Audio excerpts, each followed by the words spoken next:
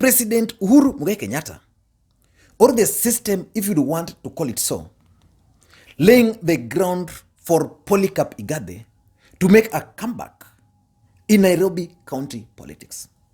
That's the question which most Kenyans are currently asking.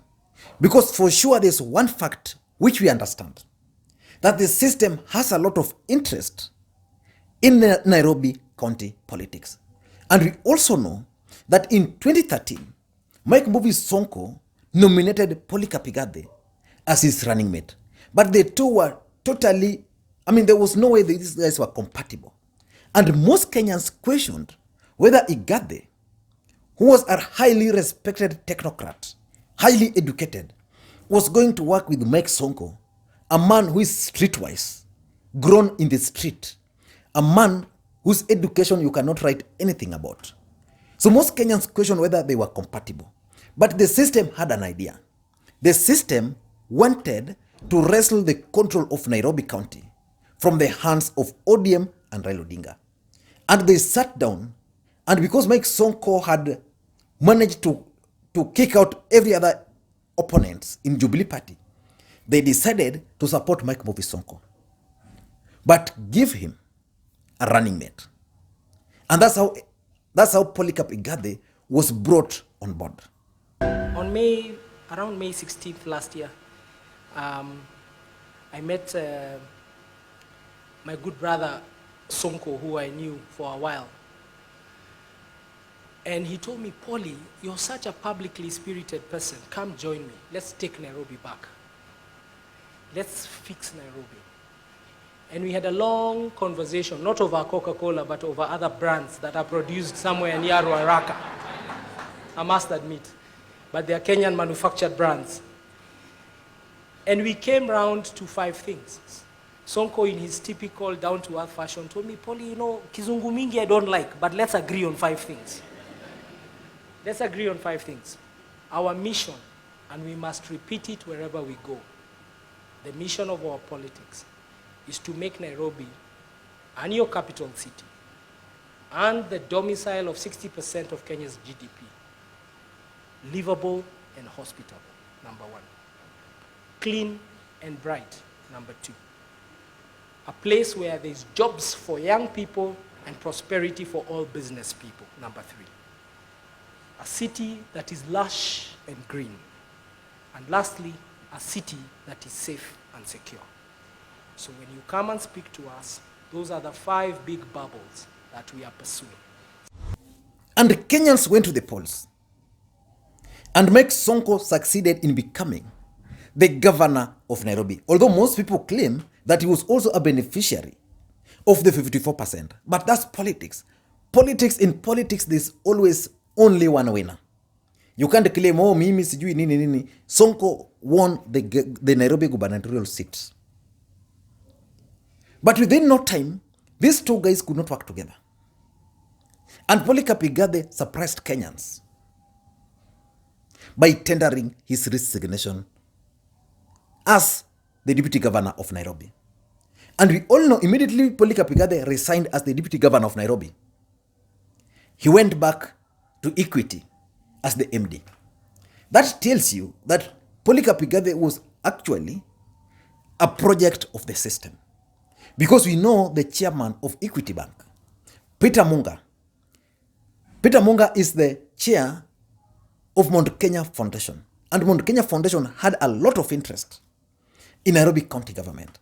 And it's them who picked POLYCARP IGATHE. So when IGATHE resigned, it was easier for IGATHE to go to Equity.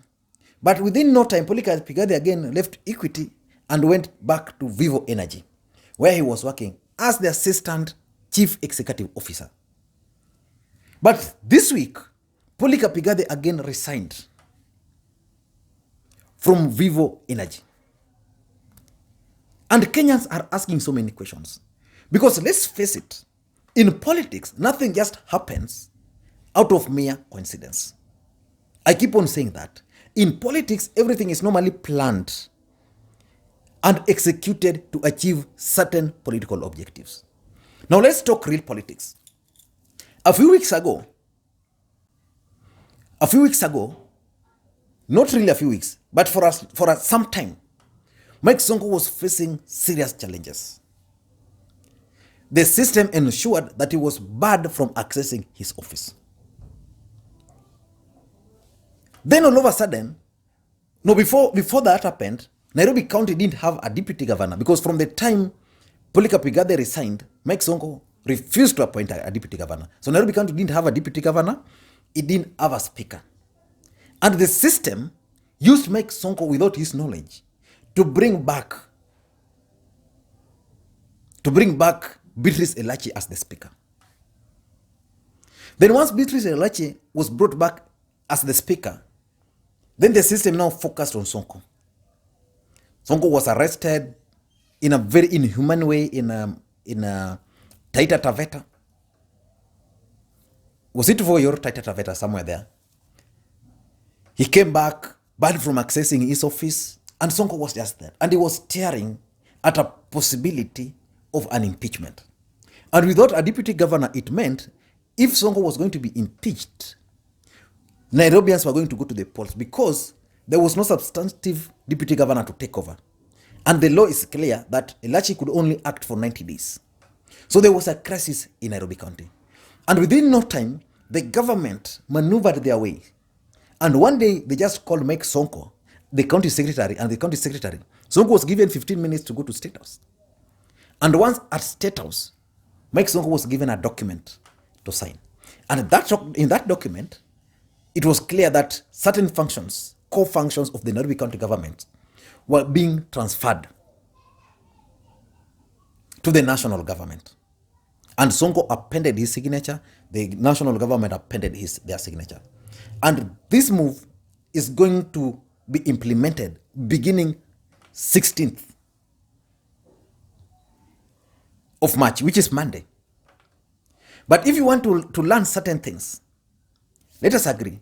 The main reason why people are spending billions and millions to campaign for the governorship is because of revenue collection. And that function has now been taken from the county government of Nairobi. KRA will start collecting revenues on behalf of the county government from Monday. So if the national government are going to collect this revenue, who is going to oversee it? Because so far, as much as those functions have been transferred to the national government, they are not clear on who is going to oversee the county government of Nairobi. They've not appointed someone who will be in charge of those specific functions which were transferred. And that's why I think in a very short time, they are going to announce that the national government is going to appoint someone kind of metropolitan minister to take charge of Nairobi. And here is where I think POLYCARP IGATHE is being brought on board. Now, if you go back to politics, first there was this narrative by Beatrice Elachi, who went to the court to seek for opinion. Up to now, I don't know what the court opinion he came out with from the court. But at some point, she stated clearly that POLYCARP IGATHE did not resign. Because ideally, he's supposed to write to the speaker. So that was by design to ignite some discussions. And Kenyans discussed, and it just died like that. So when Sonko was kicked out and then brought back again, and this idea of national government came in, the IBC issued a statement that POLYCARP IGATHE did not resign. Remember, these guys had actually cleared a nominee of Mike Sonko as the deputy governor. But now they are saying POLYCARP IGATHE did not resign. That announcement, most people just took it lightly. It was not likely as people took it. That was to send a message that as far as things are concerned, there's a deputy governor in Nairobi. But I think they figured it out, then they realized that indeed Kenyans are much smarter now. They know POLYCARP IGATHE tendered his resignation publicly. So that will not happen. But POLYCARP IGATHE is going to be brought on board. in the next few days to take charge of the national functions, of the county functions, which the national government are currently undertaking. I know most Kenyans are wondering, why would this guy leave those high-paying jobs? Equity. Sorry, someone distracted me. I was saying, I know many people are wondering, why someone would leave those high-paying jobs, like being the MD of Equity Bank and being the Assistant Chief Executive Officer of Vivo Energy, to go back to the dirty politics. Systems don't look at things from that perspective. For them, their interests are normally very simple. What comes out of Nairobi County? In Nairobi today, the revenue collected alone is just too much. How many lands are lying just idly in Nairobi? How many lands, their leases are expiring in the next few months? So many things. So those are the interests the cartels are looking at, the system. And they've realized that POLYCARP IGATHE is the only person who can take care of those interests. And POLYCARP IGATHE is going to be brought to Nairobi, whether you like it or whether you don't like it. It might take time, but from all indications, there's a clear move to bring POLYCARP IGATHE in charge of Nairobi. And the idea is he's going to run it from outside. Then in 2022, POLYCARP IGATHE is going to be the candidate of the system in Nairobi as the gubernatorial candidate. I don't know what you think, but from where I am, POLYCARP IGATHE is likely to be the guy in charge of Nairobi from the national government, because these guys have successfully managed to take over the roles from Mike Sonko. Remember, Mike Sonko had been cornered. If the system wanted Mike Sonko to be impeached, he would not have survived. We know Sonko also is not a pushover. Sonko is a streetwise guy. He would have fought. But if you looked at his body language, he's a guy who had given up. He couldn't access his office. He was just operating from somewhere there. But the system at least gave him some leeway, which they didn't give to former Kiambu Governor Ferdinand Waititu. By the way, I saw him yesterday in Kanu. This country is very interesting. I saw Waititu jana anatengeza anasema yeye ndio the chairman of Embakasi in Nairobi. And by the way, there's this guy called Pastor Nganga, Apostle, who is a very smart guy. But POLYCARP IGATHE once described it. I want to leave you here, but I want you to listen to POLYCARP IGATHE describing Pastor Nganga and his system. That's exactly how the system also works, the ones he's discrediting. Because he's saying Pastor Nganga has a system of manipulating the judiciary. He has a judge, he has a police, he has everything. So the people who wants him also just operate the same way. So listen to POLYCARP IGATHE briefly. If you've read it in the newspapers, because this is in the newspapers, if you look in the newspapers, you will see a certain preacher who was very fond of driving between Naivasha and Nairobi. And every time he drove, a few people will die on the roads between Naivasha and Nairobi.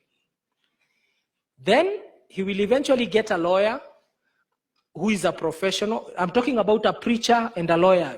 Are we together? Those are professionals. Then he'll get a lawyer, and that lawyer would always make sure he manages through the judicial system, and this person will never be found guilty, despite what he does. He'll always be released. And they used to choose a magistrate. They used to go to a judge who would always do it. The other day I was amazed as I was reading the story as it evolved. Now that magistrate who used to release the pastor who used to commit a crime and will never be held accountable for the crime, they were a network, they were an ecosystem of lack of integrity. But watch it. Human beings may not catch you, but God can catch you. That magistrate now, when I read in the news, and this is reality, it's public news, it's not me telling you gossip or porojo. That magistrate is now being accused in a court of law for having murdered her husband. That lawyer is now in Nairobi hospital having shot his son. And that preacher is now in court. He's now being sued for having conned another person some amount of money in currency. Thank you, guys. And if you're bumping on this video again for the first time, the best thing, and I'm giving you a secret, the best thing is just hit the subscribe button so that next time you produce a video like this, you are notified. In fact, you hit the subscribe button, then you choose notifications. And to the subscribers, I want to continue. Thank you guys for your continued support. Thank you guys, and please, may you have a good day.